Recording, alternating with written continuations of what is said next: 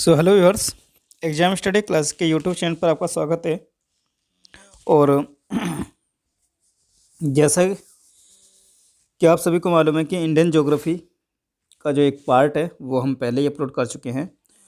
और Indian geography से आज हम सेकंड पार्ट करने वाले हैं, जिसमें हम जो पार्ट सेकंड है इसको हम इसमें कंप्लीट करेंगे, जिसमें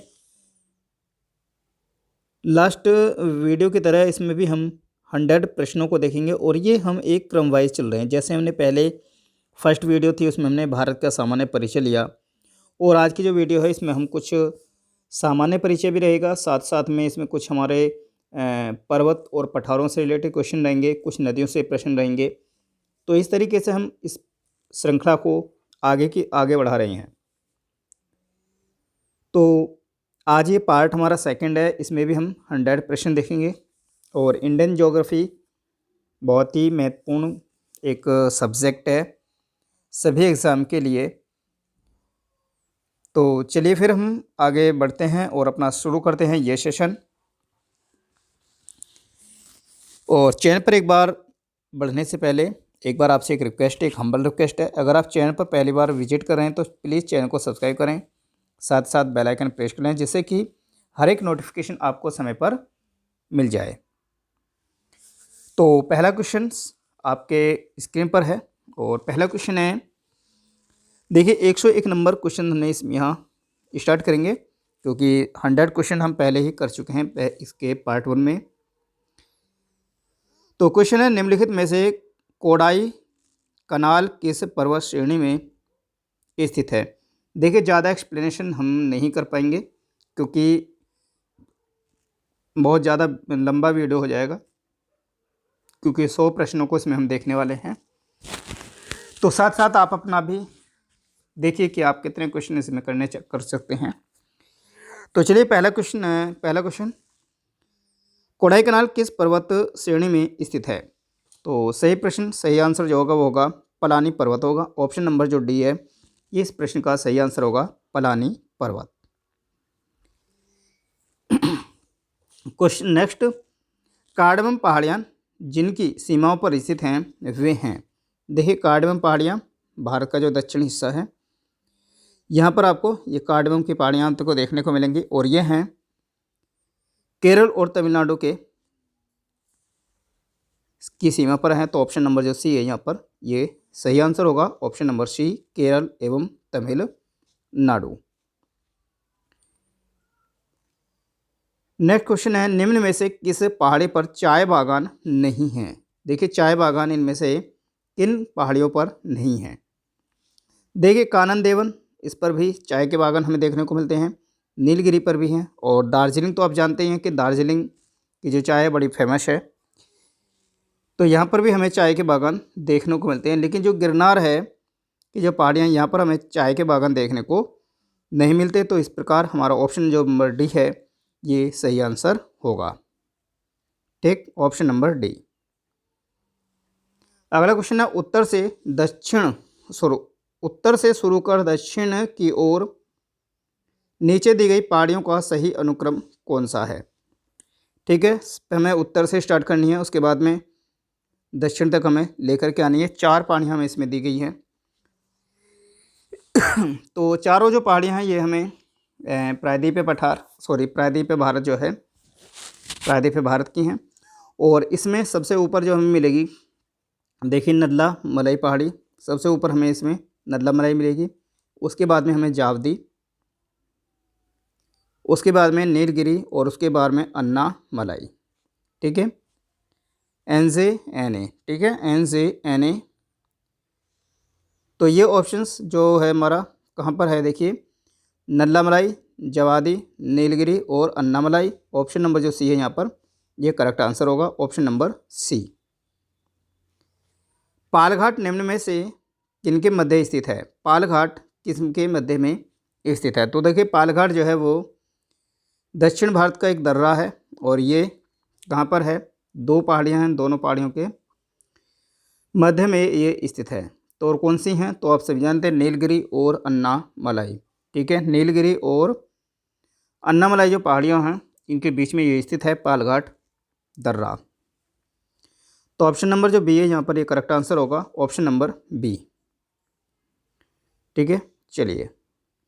गारो और खासी पहाड़ियाँ किस श्रेणी के भाग हैं? गारो और खासी पहाड़ियाँ किस पर्वत श्रेणी का भाग हैं? सतपुड़ा के हैं, हिमालय के, पश्चिम घाट के या फिर पूर्वी घाट के? तो गारो, खासी और ये जो पहाड़ियाँ हैं हमें कहाँ मिलेंगी? पूर्वी क्षेत्र में मिलती हैं, मेघालय वाले क्षेत्र में। ठीक है, तो ये सब हमारी पूर्वी घाट की पहाड़ियाँ हैं, तो ऑप्शन नंबर जो डी है यहाँ पर सही आंसर होगा। ठीक है, ऑप्शन नंबर डी। सुमेल करना है, शिखर दिया गया है और उसकी जो पहाड़ी है, जो ऊंची, सबसे ऊंची चोटी है, उसको के साथ में इसको मिलान करना है। तो जो शिखर है अनाईमुड़ी, देखिए अनाईमुड़ी जो शिखर है ये अन्नामलाई जो पहाड़ी है ये इसका शिखर है। डोडा बेट्टा ये नीलगिरी की है, धूपगढ़ सतपुड़ा की है और गुरु शिखर अरावली की सबसे ऊंची चोटी है। तो इस प्रकार देखें तो ए, बी, सी और डी में 1, 2, 3 और 4 ये क्रम हमारा सही बनेगा। और इस तरह का क्रम दिया गया ऑप्शन नंबर बी में, तो ऑप्शन नंबर जो बी है 1, 2, 3, 4 वो सही है, क्योंकि सभी शिखर अपनी पहाड़ियों के साथ में एकदम सुमेल दिए गए हैं। ठीक है, तो ऑप्शन नंबर बी यहाँ पर सही आंसर होगा, 1, 2, 3 एंड 4। अगला क्वेश्चन है, निम्नलिखित उच्चावच आकृतियों पर ध्यान दीजिए।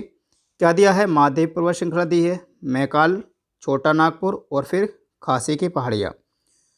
उपरोक्त उच्चावच आकृतियों का पश्चिम से पूर्व की ओर बढ़ते हुए सही क्रम बताइए। पश्चिम से हमें यानी कि पश्चिम से पूर्व की ओर बढ़ते हुए क्रम में हमें इसको सजाना है। तो पश्चिम से पूर्व की ओर देखते हैं तो सबसे जो पश्चिम है, सबसे पश्चिम में हमें देखिए महादेव की पहाड़ियाँ हमें यहाँ में देखने को मिलेगी। महादेव की पहाड़ियाँ, महादेव की पहाड़ियों के बाद में हमें मैकाल पर्वत, मैकाल पर्वत के बाद में छोटा नागपुर और छोटा नागपुर के बाद में हमें खासी पहाड़ियाँ जो मेघालय वाला क्षेत्र है वहाँ मिलेंगी। तो इस तरह से हम इसको बढ़ते हुए क्रम में सजा सकते हैं। तो ये सभी दी हैं 1, 2, 3 एंड 4 में। तो इस तरीके से ऑप्शन नंबर ए हमारा सही आंसर होगा, 1, 2, 3 एंड 4। चलते हैं आगे। देखिए बहुत सारे क्वेश्चन हैं और जल्दी जल्दी हमें बढ़ना है इसमें। भारत के निम्नलिखित राज्यों में किसकी तटरेखा सबसे लंबी है? भारत के निम्नलिखित राज्यों में किसकी तटरेखा सबसे लंबी है? तो ये सबसे लंबी है गुजरात की, option number D correct answer होगा, गुजरात। क्वेश्चन नंबर 110, निम्नलिखित में से किस तट से भारत का औसत समुद्र तल मापा जाता है? किसके तट से जो है भारत का जो समुद्र तल है, औसत जो समुद्र तल की जो ऊंचाई है वो कहाँ से नापी जाती है? तो ये नापी जाती है आपको चेन्नई से। ऑप्शन नंबर सी में दिया गया है चेन्नई, तो चेन्नई इसका सही आंसर होगा, चेन्नई से नापी जाती है। सर्वाधिक तटीय अपर्दन होता है लहरों से, ज्वार भाटा से, धाराओं से या फिर सुनामी लहरों से? तो सबसे अधिक जो तटीय अपर्दन होगा वो हमें सबसे ज़्यादा देखने को मिलेगा लहरों के द्वारा होता है। ठीक है, तो ऑप्शन नंबर जो ए है यहाँ पर सही आंसर होगा, लहरों से। भारत के पश्चिमी तटीय मैदान के उत्तरी भाग को जिस अन्य नाम से भी जाना जाता है वह है? भारत का जो पश्चिम तटीय मैदान का ऊपरी भाग है, ठीक है, ये इंडिया, और पश्चिम भाग यानी कि ये का जो उत्तरी भाग है हम उसे किस नाम से जानते हैं? कर्नाटक, मालाबार, कोंकण या फिर कोरोमंडल? तो हम इसे जान देंगे कोंकण तट। ठीक है, ऑप्शन नंबर जो सी है यह सही आंसर होगा, कोंकण तट के नाम से जानते हैं। निम्न में से किसे कैप कैमोरिन के नाम से भी जाना जाता है? कैप कैमोरिन जो जाना जाता है भारत की जो स्थलाकृति है, स्थलाकृति का सबसे दक्षिणतम भाग है, तो ये है हमारा कन्याकुमारी। तो कन्याकुमारी को ही हम कैप कैमोरिन के नाम से जानते हैं। ऑप्शन नंबर सी इस प्रश्न का सही आंसर होगा। भारत के निम्नलिखित तटों में से कौन कृष्णा डेल्टा एवं कैप कैमोरिन के मध्य स्थित है? कृष्णा डेल्टा और कैप कैमोरिन के मध्य में स्थित है, ये कौन है? तो कृष्णा डेल्टा और कैप कैमोरिन के मध्य में जो तट है वो हमारा कोरोमंडल तट है। ठीक है, ऑप्शन नंबर ए यहाँ पर सही आंसर है, कोरोमंडल तट। देखिए निम्नलिखित में से कौन सही सुमेलित नहीं है? तो क्षेत्र या मैदान दिया गया है और उसका तट का नाम दिया गया है, किस तट, कहाँ से कहाँ तक का कौन सा तट है। तो सुमेल पूछा कि सुमेल नहीं है, तो जो सुमेल नहीं है वही हमारा आंसर होगा। जैसे मुंबई से गोवा तक का जो तट है हम उसे कोकण के नाम से जानते हैं, तो ऑप्शन नंबर जो ए है ये बिल्कुल सही दिया गया है। गोवा से मंगलोर कर्नाटक का मैदान, ये भी बिल्कुल सही दिया गया है। मैंगलोर से कन्याकुमारी, ये मालाबार तट, मैंगलोर से कन्याकुमारी मालाबार तट, ये भी एकदम सही है। और तमिलनाडु का तट उत्तरी सरकार के नाम से जाना जाता है, उत्तरी सरकार का जो तट माना जाता है, उड़ीसा वाला जो क्षेत्र तट है, इस तरह से ये जो तट है ये हमारा उत्तरी सरकार है, ठीक है, उत्तरी सरकार तट के नाम से जानते हैं इसे हम। तमिलनाडु के तट को इस नाम से नहीं जानते।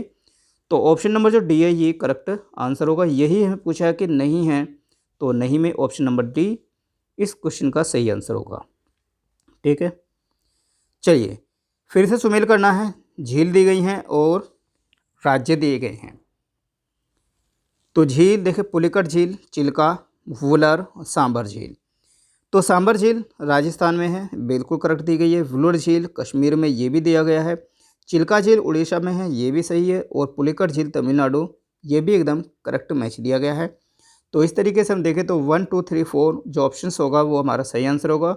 और ऑप्शन नंबर डी यहाँ पर सही आंसर होगा, 1 2 3 एंड 4। चलिए, अंडमान व निकोबार बंगाल क्या है? अंडमान और व निकोबार बंगाल की खाड़ी में दो द्वीप हैं। बंगाल की खाड़ी में द्वीप समूह है या अरब सागर में द्वीप समूह है या हिंद महासागर में दो द्वीप हैं। तो अंडमान निकोबार जो है वो कहाँ पर है? देखिए, अंडमान निकोबार ये आपकी बे ऑफ बंगाल है, बे ऑफ बंगाल। और यहीं पर हमें क्या देखते हैं, ये अंडमान निकोबार के जो द्वीप हैं वो हमें यहाँ देखने को मिलते हैं। इधर हमारा अरेबियन सी है, यानी कि अरब सागर है, अरब सागर है। और अरब सागर में इधर हमें देख मिलेगा क्या? लक्षद्वीप। तो ये क्या है?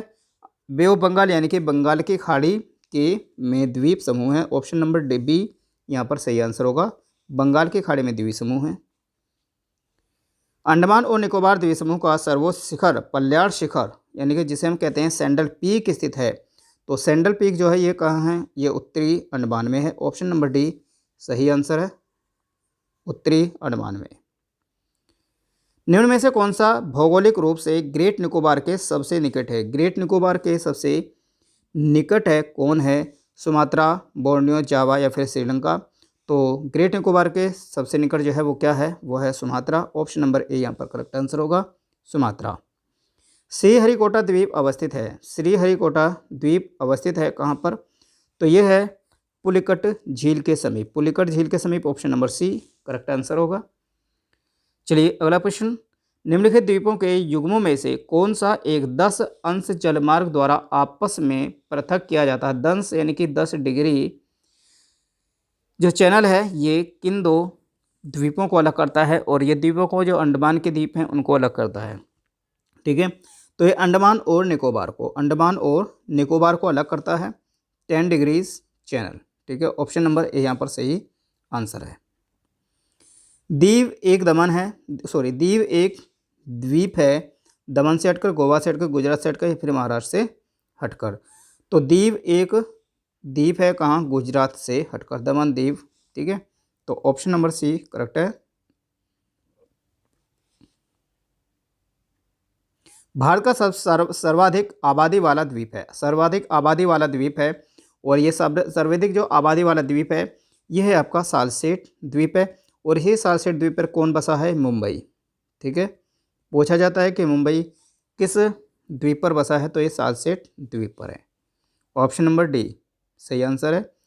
निम्नलिखित में से किस क्षेत्र में प्रवाल भित्ति नहीं पाई जाती? केम्बे की खाड़ी, मन्नार, कच्छ या फिर लक्षद्वीप और मिनी कोय। देखिए, लक्षद्वीप और मिनी कोय में प्रवाल भित्ति पाई जाती है, कच्छ की खाड़ी में, मन्नार की खाड़ी, लेकिन केम्बे की खाड़ी में प्रवाल भित्ति नहीं पाई जाती। तो ऑप्शन नंबर ए यहाँ पर सही आंसर होगा, ऑप्शन नंबर ए। निम्नलिखित भारतीय द्वीपों में कौन सा द्वीप भारत और श्रीलंका के मध्य अवस्थित है? भारत और श्रीलंका के मध्य में अवस्थित है एलिफेंटा, निकोबार, रामेश्वरम या फिर सालसेट। तो सालसेट तो वही बताया, ये मुंबई वाला है, तो यहाँ से इसका तो कोई मतलब नहीं बनता, ठीक है। निकोबार आपको मिलेगा कहाँ पर? तो बंगाल की खाड़ी वाले क्षेत्र में मिलेगा। लेकिन जो भारत और श्रीलंका, तो तो यह है Rameswaram. Option number C correct answer होगा, रामेश्वरम। निम्नलिखित कथनों पर विचार कीजिए। नारकोंडम, 3 कथन है। नारकोंडम एक ज्वालामुखी द्वीप है। अंडमान द्वीप की सर्वोच्च चोटी सैंडल पीक है। और मिनिकॉय द्वीप अंडमान व निकोबार द्वीप समूह का एक भाग है। ठीक है, मिनिकॉय द्वीप अंडमान और निकोबार द्वीप का समूह का एक भाग है। तो यह पूछा है क्या, कौन सी कथन यहाँ पर सही है। तो नारकंडम एक ज्वालामुखी है, ज्वालामुखी द्वीप है। ठीक है, और अंडमान द्वीप की सर्वोच्च चोटी है वो सैंडल पीक है। इसके बारे में भी देखा था हमने। तो ऑप्शन नंबर 1 और जो 2 दिए गए हैं कथन ये दोनों सही हैं, यानी कि ऑप्शन नंबर ए यहाँ पर सही है। ये तीसरा यहाँ पर गलत होगा। क्षेत्रफल की दृष्टि से भारत का सबसे बड़ा राज्य कौन सा है, सभी जानते होंगे। क्षेत्रफल की दृष्टि से राजस्थान सही आंसर होगा, राजस्थान। क्षेत्रफल के क्रम में भारत के 3 बड़े राज्य कौन से हैं। ठीक है, भारत के 3 बड़े राज्य हैं। तो सबसे पहला कौन है, राजस्थान है। तो राजस्थान वाला कौन सा है, तो ऑप्शन नंबर ए में ही है। तो यही आंसर सही होगा, option number A, Rajasthan, Madhya Pradesh और महाराष्ट्र। ठीक है, ऑप्शन नंबर ए। पाट अंचल, ठीक है, पाट रीजन अवस्थित है। पाट रीजन जो है ये कहाँ अवस्थित है, बिहार, मध्य प्रदेश, झारखंड या फिर मेघालय में। तो पाट जो अंचल है, पाट रीजन है, ये है झारखंड में। ऑप्शन नंबर बी यहाँ पर करेक्ट आंसर होगा, झारखंड में। निम्नलिखित में से किस भारतीय राज्य की कोई अंतर्राष्ट्रीय सीमा नहीं है। कोई अंतर्राष्ट्रीय सीमा नहीं है, बिहार की है, नेपाल से मिलती है। ठीक है, मेघालय ये भी है, उत्तराखंड ये भी कहाँ से मिलती है, ये नेपाल से भी मिलती है। ठीक है, मेघालय आपको बांग्लादेश। ठीक, और जो छत्तीसगढ़ है ये इसकी सीमा,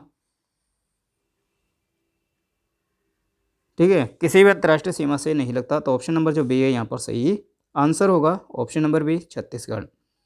कौन सा राज्य उत्तर पूर्वी राज्यों की 7 बहनों का भाग नहीं है। 7 बहनों का भाग नहीं है, मेघालय, पश्चिम बंगाल, अरुणाचल प्रदेश या फिर त्रिपुरा। तो कौन कौन से हैं देखिए, इसमें जो पश्चिम बंगाल है वो 7 सिस्टर्स का पार्ट नहीं है, बाकी मेघालय है, अरुणाचल प्रदेश है, त्रिपुरा है। ठीक है, मणिपुर है, ये सभी 7 राज्य हैं। और 7 राज्य क्या हैं, 7 सिस्टर्स के नाम से जाने जाते हैं, जो पूर्वोत्तर के पूर्वी राज्य हैं हमारे।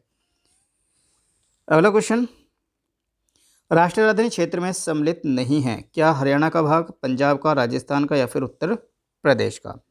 तो यहाँ पर देखें तो उत्तर प्रदेश का जो भाग है ये भी एनसीआर में है, राजस्थान का भी है, लेकिन हरियाणा का भी, लेकिन पंजाब का कोई भाग राष्ट्रीय राजधानी क्षेत्र में सम्मिलित नहीं है। ऑप्शन नंबर बी यहाँ पर करेक्ट आंसर होगा। भारत के किस राज्य के पास सबसे लंबी समुद्री तट है। सबसे लंबा समुद्री तट है किस राज्य के पास। तो सबसे लंबा जो समुद्री तट है वो किसका है, तो सभी जानते हैं गुजरात का जो तट है वो सबसे लंबा है। ऑप्शन नंबर बी यहाँ सही आंसर होगा। कोकर तट कहाँ से कहाँ है। कोकर तट कहाँ से कहाँ तक विस्तृत है, तो इसको अभी देखा हमने, तो ये है दमन से गोवा। ठीक है, दमन से गोवा, ऑप्शन नंबर सी यहाँ पर सही आंसर होगा। दमन से गोवा तक जो है ये कोंकण तट कहलाता है। निम्न में से किस भारतीय राज्य की समुद्र तटीय सीमा सबसे छोटी है। सबसे छोटी समुद्र तटीय रेखा है गोवा, केरल, उड़ीसा या फिर पश्चिम बंगाल। तो सबसे छोटी गोवा की है, सबसे बड़ी अभी देखिए हमने कहाँ की है, गुजरात की है। तो ऑप्शन नंबर ए यहाँ पर सही आंसर होगा। चेरापूंजी स्थित है नागा पहाड़ी, गारो, खासी या फिर मिकिर पहाड़ियों में। तो जो चेरापूंजी है वो खासी की जो पहाड़ियाँ हैं, गारो, खासी, जयंतिया पहाड़ियाँ हैं, तो खासी पहाड़ियों पर चेरापूंजी स्थित है। ऑप्शन नंबर सी यहाँ पर सही आंसर होगा। निम्नलिखित राज्यों में से किसमें श्रीहरिकोटा स्थित है। श्रीहरिकोटा किसमें स्थित है, आंध्र प्रदेश, गुजरात, महाराष्ट्र या फिर तमिलनाडु। तो श्रीहरिकोटा जो स्थित है वो आंध्र प्रदेश में है। ऑप्शन नंबर ए यहाँ पर सही आंसर होगा। जब नदी मैदानी क्षेत्र में प्रवेश करती है तो वह मोड़दार मार्ग पर बहने लगती है, जिसे कहा जाता है। जब मैदानों से पहाड़ों से गिरती हुई आती है तो वो क्या होती है, इस तरह से बहना शुरू कर देती है, या कभी इस तरह से बहना शुरू कर देती है। तो ये क्या है, विसर्प होता है। ठीक है, विसर्प कहते हैं हम इसे, जो मोड़दार मार्ग जो होता है इसे विसर्प कहते हैं। Option number D correct answer है। नदी की तरुण अवस्था में कौन सी प्रक्रिया होती है? नदी की तरुण अवस्था में कौन सी प्रक्रिया होती है? यानी कि जब नदी जो होती है वो तरुण अवस्था में होती है तो क्या प्रक्रिया होगी? घाटी को चौड़ा करेगी, नदी का कायाकल्प करेगी, घाटी को गहरा करेगी या टेढ़े मेढ़े बहेगी? तो जब तरुण अवस्था में होगी तो क्या होगा, जो घाटी है उस घाटी को गहरा करेगी। तो ऑप्शन नंबर सी यहाँ पर सही आंसर है। 139 का ऑप्शन नंबर सी, घाटी को गहरा करेगी। तरुण अवस्था में नदी अपरदन का विशिष्ट लक्षण निम्नलिखित में से कौन सा है?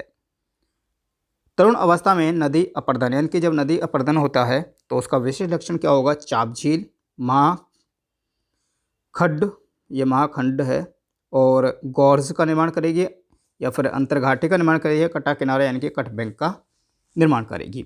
तो जब नदी अपरदन होगा तो उसमें क्या होगा? गॉर्ज का निर्माण करती है तरुण अवस्था में नदी। तो ऑप्शन नंबर जो बी है यहाँ सही आंसर होगा, महाखंड यानी कि गॉर्ज का निर्माण करेगी। 141 है, बाढ़ के दौरान नदी चैनल के किनारों के साथ बने चौड़े और नीचे किनारबंदी को क्या कहते हैं? बाढ़ के दौरान, ठीक है, नदी चैनल के किनारे के साथ बने चौड़े और नीचे किनारबंदी को क्या कहते हैं? तो इसको जो कहा जाता है वो तटबंध कहा जाता है। ऑप्शन नंबर बी यहाँ पर, ऑप्शन बी यहाँ सही आंसर होगा, तटबंध। हिमालय पार की नदियां हैं, यानी कि हिमालय पार की नदियां हैं, जो हिमालय पर्वत है, ठीक है, जो हिमालय पर्वत है आपका, तो हिमालय के इस तरफ से निकलती हैं जो नदियां, वो कौन सी हैं? ठीक है, देखिए सतलज, सिंधु, गंगा। तो गंगा तो नहीं, गंगा तो यहीं से निकलती है, ठीक है, और गंगा जब यहाँ से निकलती है तो तीन ऑप्शंस में यहाँ गंगा दिया गया है, तो ये ऑप्शंस यहाँ पर एलिमिनेट हो जाएंगे। एक ऑप्शन बचेगा हमारे पास में, option number B, Brahmaputra, Sindhu और सतलज। और ये तीनों नदियाँ ही क्या हैं? हिमालय पार की नदियाँ हैं, यानी कि हिमालय के परे से निकलती हैं, हिमालय पार की नदियाँ हैं, ब्रह्मपुत्र, सिंधु और सतलज। तो ऑप्शन नंबर बी यहाँ पर सही आंसर होगा। काली एवं तीस्ता नदियों के बीच हिमालय का कौन सा प्रादेशिक भाग स्थित है? काली और तीस्ता नदियों के बीच, ठीक है, काली और तीस्ता जो नदियां हैं, इन नदियों के बीच में कौन सा है? तो ये आपका नेपाल नेपाल हिमालय होगा, ठीक है। पंजाब हिमालय पहला है, उसके बाद नेपाल हिमालय है, फिर ठीक है, उसके बाद में इधर आपको क्या मिलेगा? असम हिमालय मिलेगा। तो ऑप्शन नंबर जो बी है ये नेपाल हिमालय का भाग है, काली से तीस्ता नदी तक। चलिए, भारत के उत्तरी मैदान 3 प्रमुख नदी प्रणालियों से बने हैं, जो सिंधु, गंगा और है। तो इस डैश में क्या होगा? ब्रह्मपुत्र, कृष्णा, कावेरी या फिर महानदी। तो उत्तरी मैदान में पूछा है, जबकि कृष्णा और कावेरी प्रायद्वीपीय भारत की नदियां हैं, ठीक है, महानदी भी प्रायद्वीपीय भारत की नदी। तो ब्रह्मपुत्र इसका सही आंसर होगा, option number A. Sindhu, Ganga और ब्रह्मपुत्र हैं उत्तरी मैदान के 3 प्रमुख नदी प्रणाली से बना है, ठीक है। तो ऑप्शन नंबर ए यहाँ पर सही आंसर होगा, ब्रह्मपुत्र। ब्रह्मपुत्र नदी निम्नलिखित में से किस हिमनद से निकलती है?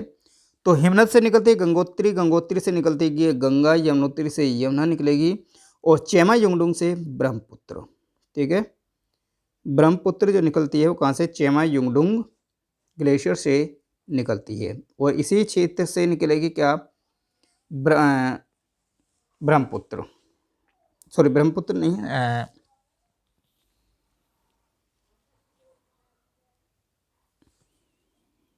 सॉरी, ठीक है, ब्रह्मपुत्र नदी। ये तो इधर से नहीं, इधर से चेमा युंगडुंग और ब्रह्मपुत्र से होते, अरुणाचल प्रदेश इससे होते हुए फिर ये आकर के बांग्लादेश में आकर के मिल जाती है गंगा में, इधर से गंगा आएगी, यहाँ मिल जाएगी, ठीक है।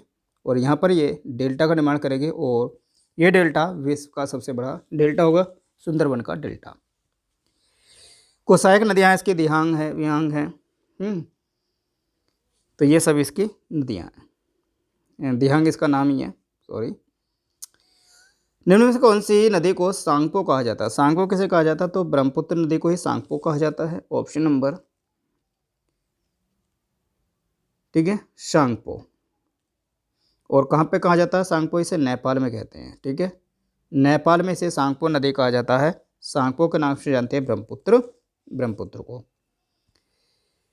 तिब्बत में किसका दूसरा नाम तशांगपो है? वही है नेपाल या फिर तिब्बत वाला जो क्षेत्र, सॉरी नेपाल बताया, ओ सॉरी नेपाल नहीं, नेपाल में तो कहाँ जाएगी ये, तिब्बत में, सॉरी तिब्बत में इसको क्या कहते हैं, सांगपो कहते हैं। और वही पूछा है यहाँ पर भी कि तिब्बत में इसका नाम सांगपो कहते हैं, तो किसको, ब्रह्मपुत्र को, ऑप्शन नंबर सी। अरुणाचल प्रदेश में प्रवेश करने पर ब्रह्मपुत्र नदी को किस नाम से संबोधित किया जाता है? तो जब अरुणाचल प्रदेश में प्रवेश करती है तो इसका नाम ब्रह्मपुत्र है, पहले ब्रह्मपुत्र को ही इसे बोला जाता है दिहांग के नाम से, यहाँ हो जाती है ये दिहांग, ठीक है। गंगा में मिलेगी तो मेघना नाम मिल जाएगा इसको, ठीक है। तो ऑप्शन नंबर बी यहाँ पर सही आंसर होगा। भारत में यारलुंग सांगपो नदी को किस नाम से जाना जाता है? यारलुंग सांगपो सांग्यो नदी को किस नाम से जाना जाता है? इसका भी यही आंसर होगा, ब्रह्मपुत्र नदी होगा।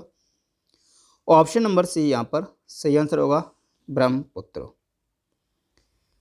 निम्न में से कौन ब्रह्मपुत्र नदी के वैकल्पिक नाम हैं? वैकल्पिक नाम है, देखिए यमुना, यमुना दिया गया तो यमुना तो इसका कोई नाम नहीं है, ठीक है।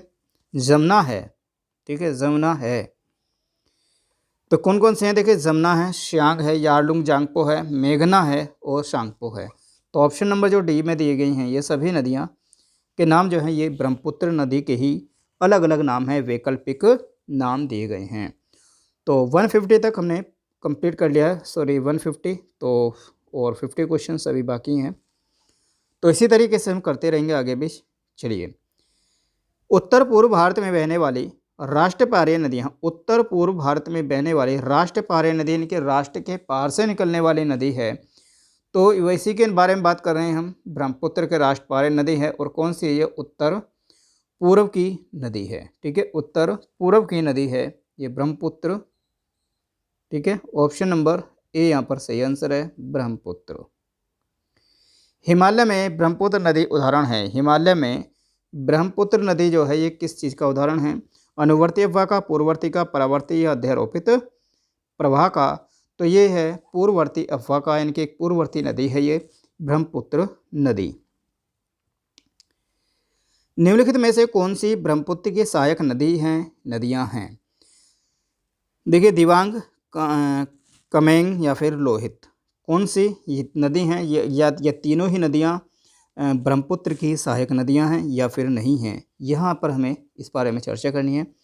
तो दिबांग, कामेंग और लोहित ये तीनों ही नदियां जो हैं ब्रह्मपुत्र की सहायक नदियां हैं। ऑप्शन नंबर जो यहाँ पर दिया गया 1, 2 एंड 3 यानी कि ऑप्शन नंबर डी यहाँ पर सही आंसर होगा। अगला क्वेश्चन है, कपिली जिसकी सहायक नदी है वह है, कपिली किसकी सहायक नदी है? तो कपिली भी ब्रह्मपुत्र की ही सहायक नदी है, ऑप्शन नंबर डी यहाँ पर सही आंसर है। मानस नदी किसकी उपनदी है? मानस भी किसकी उपनदी है? तो ये भी ब्रह्मपुत्र की है, ब्रह्मपुत्र की बहुत सारी नदियां हैं ये। भारत के निम्नलिखित नदी बेसिनों में किसकी वार्षिक उपलब्धि अधिकतम है? तो वार्षिक उपलब्धि अधिकतम है किस नदी बेसिन की? ब्रह्मपुत्र, गंगा, सिंधु या फिर गोदावरी? तो किसका है? ब्रह्मपुत्र नदी का ही जो वार्षिक उपलब्धि है वो सबसे अधिक है इन दी गई नदियों में से, ठीक है। ऑप्शन नंबर ए सही आंसर है। तिब्बत में मानसरोवर झील के पास नदी का स्रोत है वह है, तिब्बत के पास मानसरोवर झील के पास नदी जो निकलते हैं कौन कौन से निकलते हैं? तो सतलज भी निकलती है, ब्रह्मपुत्र भी, सिंधु भी। तो सतलज और सिंधु दोनों नदियाँ इस तरफ निकलती हैं, ये क्या है, हिमालय पार की नदी हैं। और एक नदी इधर से निकलती है, ये आपकी ब्रह्मपुत्र नदी है। तो ऑप्शन नंबर डी उपरोक्त सभी यहाँ पर सही आंसर है। गंगा और ब्रह्मपुत्र नदियों का उद्गम स्थान क्रमशः है, गंगा और ब्रह्मपुत्र। तो गंगा का तो है कहाँ, उत्तराखंड है, और ब्रह्मपुत्र का है तिब्बत। तो ऑप्शन नंबर डी उत्तराखंड और तिब्बत में, ऑप्शन नंबर डी सही आंसर है।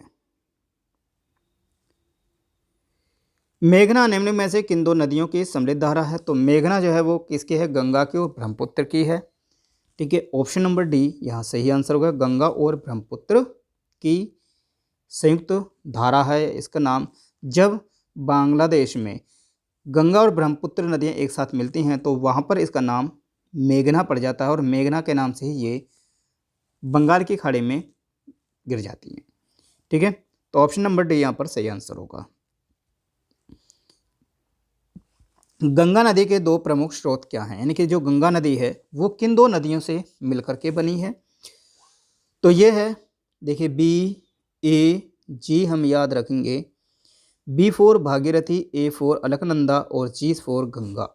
तो इससे हम जो गंगा नदी है वो किन दो नदियों से, तो ये है भागीरथी और अलकनंदा, यानी कि ऑप्शन नंबर ए में जो दिया गया है भागीरथी और अलकनंदा इसका सही आंसर होगा। ठीक, चलिए भागीरथी और अलकनंदा का संगम कहाँ होता है। ठीक है, और इसको भी हम लिखेंगे बी बैग और इसे लिखेंगे बैड, BAD, भगीरथी, अलकनंदा और फिर यह है देवप्रयाग, यानी कि ऑप्शन नंबर ए सही आंसर होगा देवप्रयाग। भगीरथी और अलकनंदा का जो संगम है वो देवप्रयाग में बनता है और देवप्रयाग से ही फिर गंगा बन जाती है, ये बन जाती है आपकी गंगा। ठीक है, कौन सी नदी बन जाती है, गंगा नदी बन जाती है। गंगा नौगम्य है, गंगा नौगम्य है यानी कि कहाँ से कहाँ तक है, जिसमें गंगा में नौगम्य है यानी कि वहाँ पर जहाज चल सकते हैं, यानी कि वो एक क्या है, एक जलमार्ग है। ठीक है, एक जलमार्ग है और ये जलमार्ग कौन सा है, तो ये गंगा है, ये इलाहाबाद और हल्दिया के बीच में है और यही है हमारा नेशनल वाटरवे नंबर 1। ठीक है, ठीक है, राष्ट्रीय जलमार्ग संख्या 1 है, इलाहाबाद से लेकर के हल्दिया के बीच।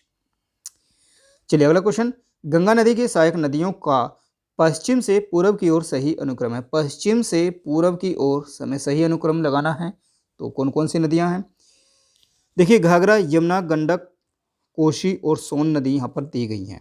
ठीक है, देखिए सबसे पहले तो पहले यमुना मिलेगी, कहाँ पर, इलाहाबाद के पास में गंगा आकर के यमुना आकर के मिलती है गंगा में। उसके बाद में यमुना के बाद में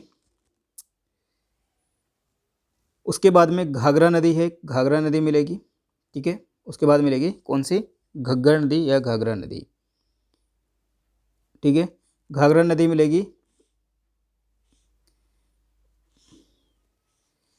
कहाँ पर, ये बिहार वाले बॉर्डर पर मिलेगी। ठीक है, उसके बाद में सोन नदी मिलेगी गंगा में और यहीं पर सोन पर गंडक और गंडक भी मिलेगी। ठीक है, उसके बाद में सोन के बाद में गंडक मिलेगी और यहीं पर बना है क्या, पाटलिपुत्र यानी कि पटना। उसके बाद में गंडक के बाद में फिर कोसी नदी मिलेगी।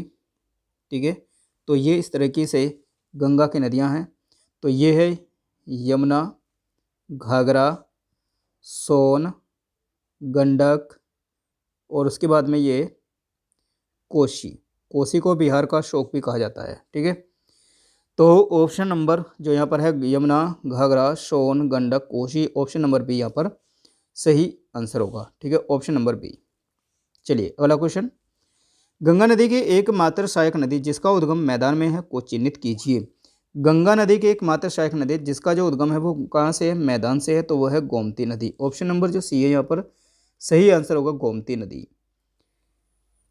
निम्न में से कौन सी नदी पंजाब राज्य में होकर नहीं गुजरती, पंजाब से नहीं होकर के गुजरती, तो गंगा ही दी गए हैं, एकदम डायरेक्ट पहुंच लेंगे। तो सतलज, रावी, झेलम ये तो हैं, लेकिन गंगा नहीं लिखी। गंगा का जो बहती है वो उत्तराखंड के बाद में उत्तर प्रदेश के बाद में बिहार, फिर झारखंड का थोड़ा सा हिस्सा लेगी, उसके बाद में वेस्ट बंगाल और उसके बाद में फिर बांग्लादेश में पहुंच जाएगी।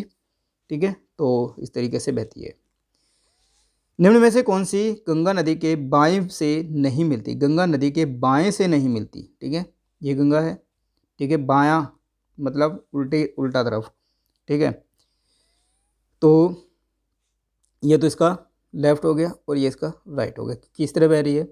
ठीक है, जब हम इस तरफ अपना मुंह करेंगे तो ये राइट बनेगा, ये लेफ्ट बनेगा, तो नहीं मिलती है। देखिए घाघरा ऊपर से मिलेगी, गोमती भी इधर से मिलती है, कोसी भी आगे से मिलती है, लेकिन जो सोन है वो नीचे से मिलती है, यानी कि ऑप्शन नंबर जो डी है यहाँ पर यही सही आंसर होगा, सोन। ठीक है, सोन जो मिलती है वो दाएं से मिलती है, बाएं से नहीं मिलती। चलिए, बांग्लादेश में प्रवेश करने के बाद गंगा नदी को निम्न में से किस नाम से जाना जाता है। बांग्लादेश में प्रवेश करने पर इसे किस नाम से जाना जाता है, तो ये से नाम से जाना जाता है पद्मा। करने के बाद में पद्मा के नाम से जाना जाता है और जब गंगा में मिलती है तो उस समय ये बन जाती है मेघना। ठीक है, तो ऑप्शन नंबर ए यहाँ पर सही आंसर है, पद्मा। निम्नलिखित नदियों में से कौन सी एक लद्दाख और जाश्कर श्रेणियों के मध्य में प्रवाहित होती है? कौन सी एक नदी है जो लद्दाख और जाश्कर के मध्य प्रवाहित होती है, दोनों श्रेणी के बीच से? तो ये है आपकी सिंधु नदी। ऑप्शन नंबर ए सही आंसर है, सिंधु नदी। निम्नलिखित नदियों में से किसके स्रोत बिंदु यानी कि पॉइंट ऑफ बिगेनिंग लगभग एक ही है? तापी, व्यास, ब्रह्मपुत्र, गंगा, ब्रह्मपुत्र, सिंध और गंगा। तो सेम है, क्या है? तो मानसरोवर से निकलती है कौन कौन सी? सतलज है, सिंधु है और एक ब्रह्मपुत्र है। तो Sindh, Sutlej, Brahmaputra, option number C यहाँ पर सही आंसर है, ब्रह्मपुत्र और सिंध नदियाँ। ठीक है, ऑप्शन नंबर सी। निम्न नदियों में से कौन सी एक हिमालय की तीनों श्रेणियों को आर पार काटती है? कौन सी नदी है जो हिमालय के तीनों श्रेणियों को काट करके निकलती है? तो एक से एक नदी है आपकी सतलज। सतलज जो होती है हिमालय के 3 श्रेणियों को आर पार काट करके निकलती है। ऑप्शन नंबर ए सतलज नदी। सिंधु नदी तथा सतलज नदी के बीच हिमालय का भाग कहलाता है। सिंधु नदी और सतलज के बीच का जो भाग है वो क्या कहलाता है? तो उसे हम कहते हैं Punjab Himalaya. Option number A यहाँ पर सही आंसर होगा, पंजाब हिमालय। ठीक, चलिए। निम्न में से कौन सी भारतीय नदी पश्चिम की ओर बहती है तथा अरब सागर में गिरती है? ठीक है, पश्चिम की ओर बहती है और अरब सागर में गिर जाती है। देखिए, नर्मदा, गंगा, महानदी, गोदावरी। महानदी और गोदावरी तो बंगाल की खाड़ी में गिरती हैं और गंगा भी बंगाल की खाड़ी में गिरती है, लेकिन जो नर्मदा है वो कहाँ गिरती है? बंगाल अरब सागर में गिरती है। ठीक है, ऑप्शन नंबर ए यहाँ सही आंसर होगा। ठीक है, मैकाल पहाड़ियों में अमरकंटक पठार किस नदी के उद्गम को चिन्ह करता है? देखते कि अमरकंटक जो पहाड़ है इसका एक ट्रिक हम कर लेते हैं, सोनम अमर है, सोनम अमर है, हम इसको याद कर लेते हैं। सो से सोन नदी, कैसे? ठीक है, नर्मदा और फिर एक महानदी। ठीक है, तो ये 3 नदियाँ इससे निकलती हैं अमरकंटक से। तो चंबल, गंडक, नर्मदा, घग्गर, तो 3 नहीं है, तो ऑप्शन नंबर जो सी है नर्मदा, ये सही आंसर है। ठीक है, चलिए, सोन, नर्मदा और महानदी। नर्मदा प्रवाहित होती है कहाँ कहाँ से? तो नर्मदा देखिए एक पहाड़ी यहाँ पर है, एक नदी निकली नर्मदा, फिर एक पहाड़ी है, फिर एक नदी और निकलेगी। ये नर्मदा है, ये तापी है, ठीक है, ये सतपुड़ा है। ठीक है, तो और उसके ऊपर ये क्या है? ये है विंध्यन। ठीक, तो विंध्यन और सतपुड़ा के बीच से प्रवाहित होती है नर्मदा नदी। तो सतपुड़ा और विंध्यन ऑप्शन नंबर बी में दिया गया है, सतपुड़ा और विंध्यन श्रेणी के मध्य से। ठीक है, और जो सतपुड़ा है वो कहाँ है? सतपुड़ा जो पहाड़ी है इसके ये किस नदियों के बीच है? नर्मदा और ताप्ती नदियों के बीच में है। तवा नदी किसकी सहायक नदी है? तवा किसकी सहायक नदी है? तो तवा जो है ये नर्मदा की ही सहायक नदी है, ऑप्शन नंबर ए। सोन, नर्मदा और महानदी निकलती हैं, सोन, नर्मदा और महानदी निकलती हैं, तो अभी बताया सोनम अमर है, तो अमरकंटक, ऑप्शन नंबर ए यहाँ सही आंसर बनेगा।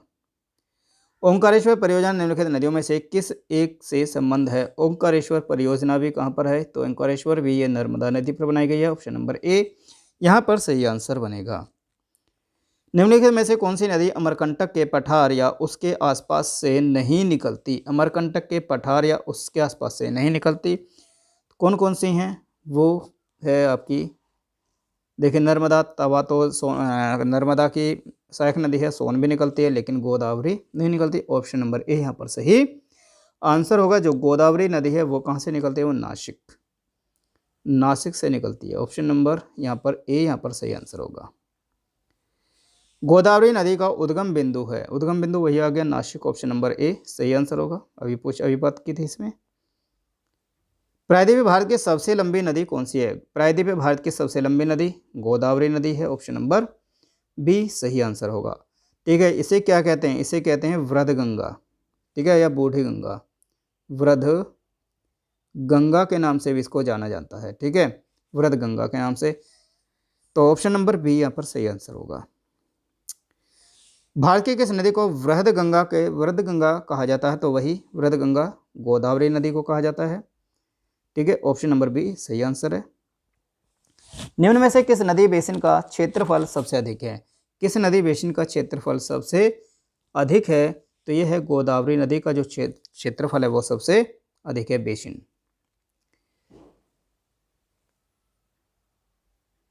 निम्नलिखित भारतीय नदियों में कौन एस्चुरी बनाती है? एस्चुरी बनाती है, ठीक है, यानी कि ज्वार नदमुख, हिंदी में क्या बोलते हैं इसे? ज्वार नदमुख बनाती है, मतलब ये डेल्टा नहीं बनाती, ज्वार नदमुख बनाती है। तो कौन सी नदी है ऐसी? कावेरी, गोदावरी या महानदी या फिर ताप्ती? तो ऑप्शन नंबर जो यहाँ पर सी है दिया गया है, ताप्ती नदी ये एस्चुरी का निर्माण करती है, यानी कि ज्वार नद का निर्माण करती है, डेल्टा नहीं बनाती। ऑप्शन नंबर सी। ताप्ती नदी का उद्गम और अंत है, तो ताप्ती नदी का उद्गम और अंत है तो ये निकलती है कहाँ? ये बैतूल से निकलती है, बैतूल की पहाड़ी से निकलती है और खंबात की पहाड़ी में जाकर के गिर जाती है। तो ऑप्शन नंबर ए यहाँ पर सही आंसर होगा, बैतूल और खंबात की खाड़ी। चलिए, निम्नोक्त नदियों में कौन सी रिफ्ट यानी कि भ्रंश घाटी से होकर बहती है? तो भ्रंश घाटी से कौन सी नदी बहती है? एक ये नदी, यही नदी है, ताप्ती नदी है, जो भ्रंश घाटी से होकर के बहती है और एस्चुरी का निर्माण करती है। ऑप्शन नंबर बी ताप्ती नदी या तापी भी बोला जाता है इसको।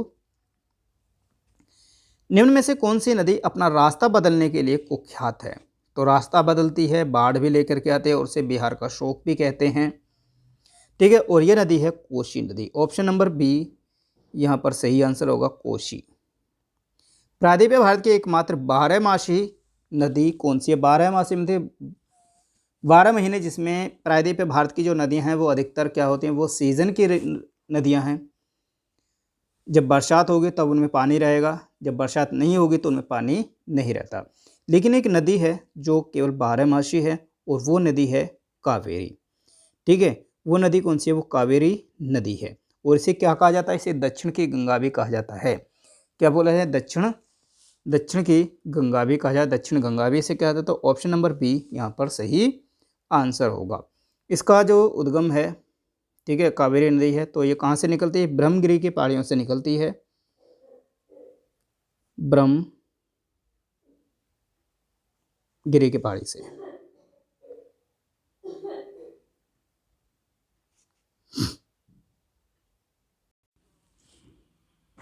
और अगला क्वेश्चन है 189, कावेरी नदी के उद्गम का स्रोत है। तो कावेरी नदी का जो उद्गम स्रोत है वो अभी बताया था, तो ये ब्रह्मगिरी की पहाड़ियों से निकलती है। कहाँ से? ब्रह्मगिरी की पहाड़ी से।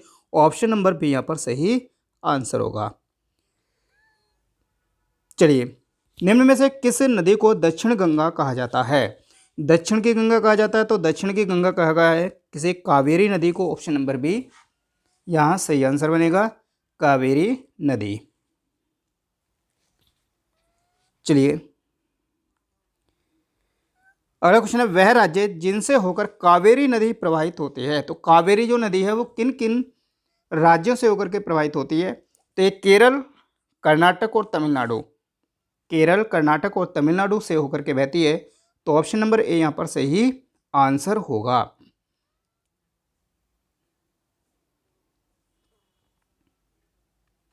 चलिए, अगला क्वेश्चन है 192, निम्नलिखित में से कौन सी नदी 3 बार, देखिए 3 बार 2 धाराओं में विभक्त होकर जाती है? यानी कि एक नदी चली, ठीक है, और 3 बार 2 धाराओं में, यहाँ से या इधर बही और इधर बही, फिर मुड़ गई, फिर एक हो गई, फिर गई, फिर बनी, फिर आगे हुई, फिर ऐसे मुड़ी। तो 3 बार ये 2 धाराओं में विभक्त होती है, 1 2 3, और 3 द्वीपों का निर्माण करती है। कौन सा? श्रीरंगपट्टनम, शिवसमुद्रम और श्रीरंगम के द्वीपों का निर्माण करती है। तो ये कौन सी नदी है?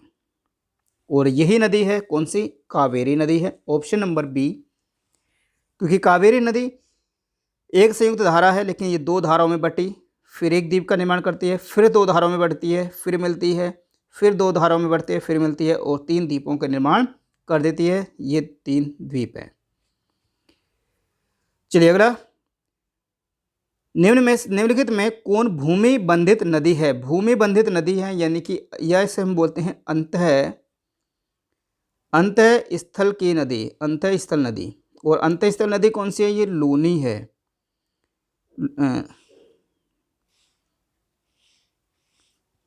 लूनी नदी है, और ये कहाँ? ये कच्छ के रण में। कहाँ पर? कच्छ के रण में विलुप्त हो जाती है, बहती है लेकिन कच्छ के रण में ही आकर के ये विलुप्त हो जाती है, खत्म हो जाती है, क्योंकि रेगिस्तान है और उस रेगिस्तान में ही इसका जल सूख जाता है। तो ऑप्शन नंबर जो सी है यहाँ पर ये सही आंसर होगा, लूनी नदी। चलिए, निम्नलिखित नदियों में से किस एक का जल ग्रहण क्षेत्र अधिकतम है? जल ग्रहण क्षेत्र अधिकतम है कृष्णा, कावेरी, महानदी या फिर नर्मदा। तो जल ग्रहण क्षेत्र जो है, जो सबसे अधिक है, वो इनमें से कृष्णा नदी का सबसे अधिक है। Option number A is correct answer.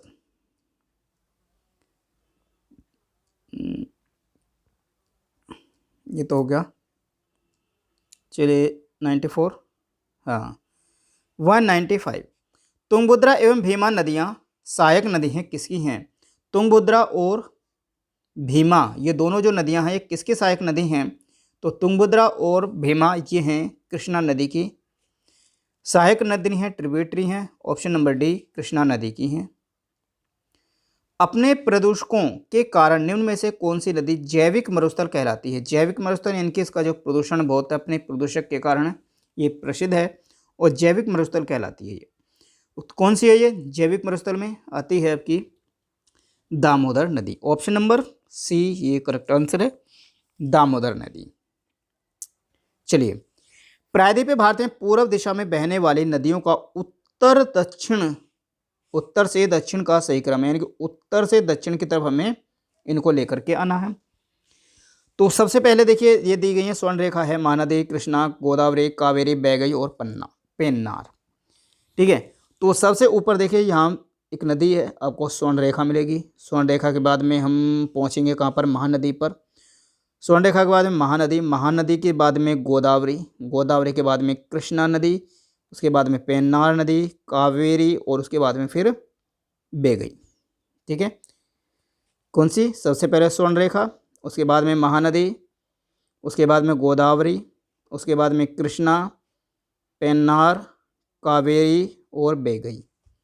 ठीक है, एसएमजी, केपी।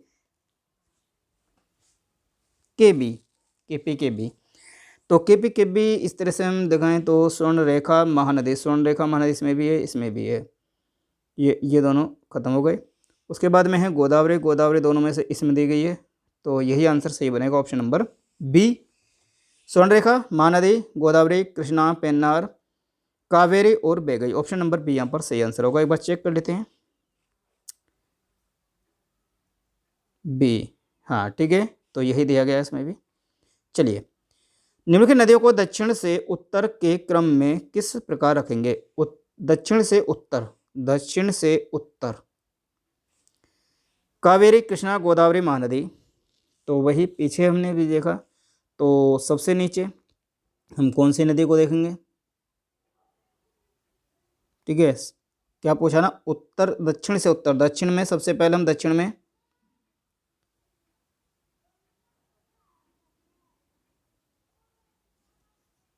कावेरी। ठीक है, सबसे नीचे हम कावेरी को लेंगे, कावेरी के बाद में ऊपर चढ़ेंगे, तो कावेरी के बाद में हम लेंगे फिर किसको? कृष्णा को। कृष्णा के बाद में फिर गोदावरी, गोदावरी के बाद में महानदी। ठीक है, तो कृष्णा, गोदावरी, कृष्णा नहीं सॉरी, हाँ नीचे हम क्या इसके लेंगे? सबसे पहले कावेरी, फिर कृष्णा, गोदावरी और महानदी। तो 1 2 3 4, महानदी, कृष्णा सबसे पहले, कावेरी, कृष्णा, गोदावरी, महादेवी, 1 2 3 4। तो 1 2 3 4 में ही लेंगे, 1 2 3 एंड 4। तो ऑप्शन नंबर डी यहाँ पर सही आंसर होगा। चलिए 1 2 3 एंड 4। सूची 1, सूची 2, 2 सूची दी गई हैं और में हमें सहायक नदी हैं, उन सहायक नदियों से हमें से मिलान करना है। देखिए, यमुना नदी, चंबल जो है ये यमुना की सहायक नदी है, तो डी का तो 1 होगा। जहाँ पर भी डी का 1 है उसको हम इंडिकेट कर लेते हैं, तो डी बाकी को काट देंगे। तो डी का 1 इसमें भी नहीं है, डी का 1 इसमें भी नहीं है, तो बी और सी। ठीक है, तीस्ता, भीमा, इंद्रावती ये 2 नदियाँ बची हैं, तो इसमें हम देखिए 30 था ब्रह्मपुत्र की है, ठीक है। बी का 3 इसमें दिया गया है, इसमें नहीं है, तो ऑप्शन नंबर बी हमारा यही आंसर सही आंसर होगा, इसको हम काट देते हैं। और जो गोदावरी है वो इंद्रावती, और कृष्णा की तो तुंगभद्रा और भीमा कृष्णा की नदियां हैं, ठीक है, सहायक नदी हैं। तो क्या बनेगा, 4-3-2-1, 4-3-2-1, ऑप्शन नंबर बी यहाँ पर सही आंसर होगा, 4-3-2-1। 199 और लास्ट क्वेश्चन है। और लास्ट क्वेश्चन पर आने से पहले आपसे एक रिक्वेस्ट है, यदि आप पहली बार चैनल को विजिट कर रहे हैं, पहली बार हमारी वीडियो देख रहे हैं, तो प्लीज़ चैनल को सब्सक्राइब करें, साथ ही साथ चैनल को लाइक शेयर करें और ज़्यादा से ज़्यादा इसको शेयर करने की कोशिश करें, ज़्यादा से ज़्यादा शेयर करें। इसी सीरीज़ को हम इसी तरह चलाते रहेंगे, बहुत सारे क्वेश्चंस हम इसमें लेकर के आएंगे, ठीक है। तो अभी काफ़ी ही रह रहे हैं इसमें, तो 199 क्वेश्चन है और 200 क्वेश्चन हम कंप्लीट कर लिए हैं आज इसमें। सूचीबंद दी गई है और सूची दो हैं, दोनों को हमें मिलान करना है। वही एक नदी है, सहायक नदी है। तो गंगा की कौन कौन सी नदी, देखिए गंगा की गोमती और कोसी नदी दी गई है, ये बिल्कुल सही है। तो ए का 4 लगा देंगे। सिंधु की कौन कौन सी, देखिए चंबल, कैन, वेनगंगा, इंद्रावती, चिनाब या सतलज। तो सिंधु की बी का 3, यमुना की चंबल और कैन है, यानी कि सी का 1, और गोदावरी की वैनगंगा और इंद्रावती हैं, तो डी का 2। तो option number A 4-3-1-2 option number A यहाँ पर सही आंसर बनेगा, ठीक है, ऑप्शन नंबर ए, ठीक। तो इस तरीके से हमारी अब 200 क्वेश्चंस कंप्लीट हो गए। पार्ट 1 अगर नहीं देखा है तो पार्ट 1 का लिंक डिस्क्रिप्शन में आपको मिल जाएगा, वहाँ से देख सकते हैं, ठीक है। सो थैंक यू, और चैनल को ज़रा सब्सक्राइब कर लें, साथ साथ शेयर करें, ठीक है, शेयर करें, लाइक करें, ठीक है। अगर जो भी कम ज़रूरी है किसी सुधार के, तो वो आप कमेंट भी करें। और इसी तरह फिर आगे की वीडियो में फिर मिलेंगे हम, एक इससे आगे के जो क्वेश्चंस होंगे, यानी कि 201 से 300 तक के जो क्वेश्चन होंगे, वो हम आगे की वीडियो में देखेंगे।